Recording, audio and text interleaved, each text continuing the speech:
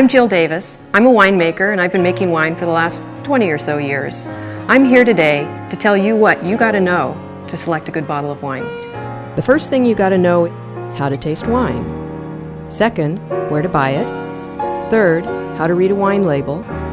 Fourth, how to pair wine with food. And fifth, price and quality. When you're tasting wines, it's really important to develop a set of tricks that works for you to help you be able to describe what you like and what you don't like about wines.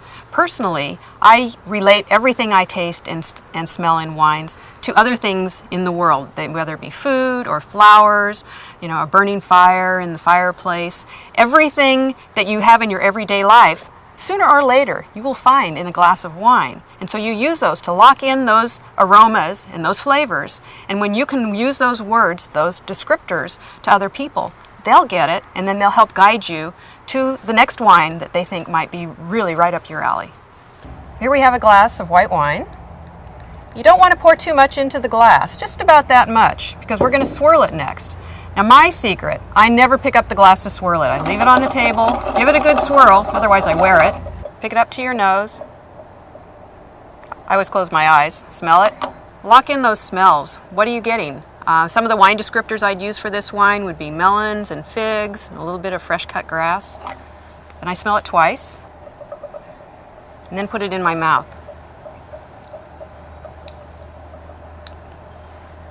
Draw just a little bit of air through the wine if you feel comfortable with that. Swallow it. See how it feels. Delicious. Okay. One thing you want to think about with red wines is what's the weight like? How much tannin is that wine? What's tannin? Okay, you've eaten an underripe banana before, that little puckery feeling, that's tannin. So wines on a spectrum have low amounts of tannin, red wines we're talking here, low amounts of tannin to high amounts. On that scale, Pinot Noir tends to be on the lower side, Cabernet's on the higher side. This is a barrel room in a winery. It's full of oak barrels. Wines are aging here, changing their flavors. It's really important that you learn what the aroma and flavor characteristics of oak are in wine because you need to know, do you like it or not? That will help you decide which wines are to your taste. Just remember, if you like it, it's a good wine.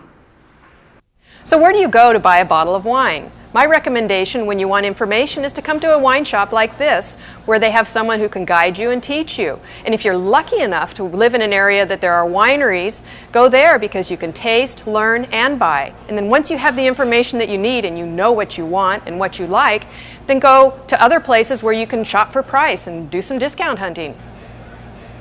There's a ton of information on a wine label that's going to be really useful to you when you're making your selection.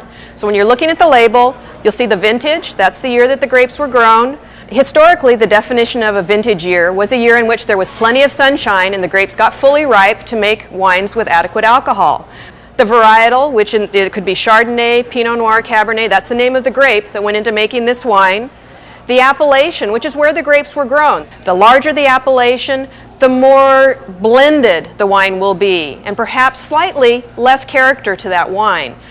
The smaller the appellation, the more defined, the stronger, more powerful, more clear the varietal fruit character will be, which will make a better wine.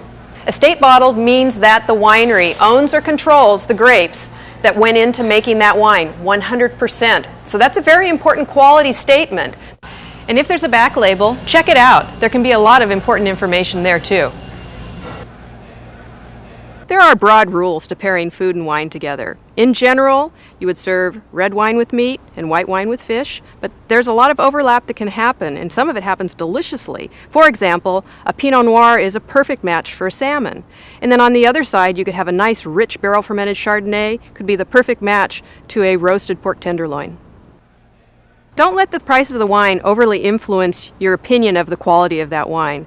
We have never made better wines in the world than we're making right now, and there are many excellent wines at $15 and under. And don't be afraid to go out and buy wines from around the world. Australia, New Zealand, Chile, Argentina, Spain, Portugal, they're all delicious, so go out and enjoy.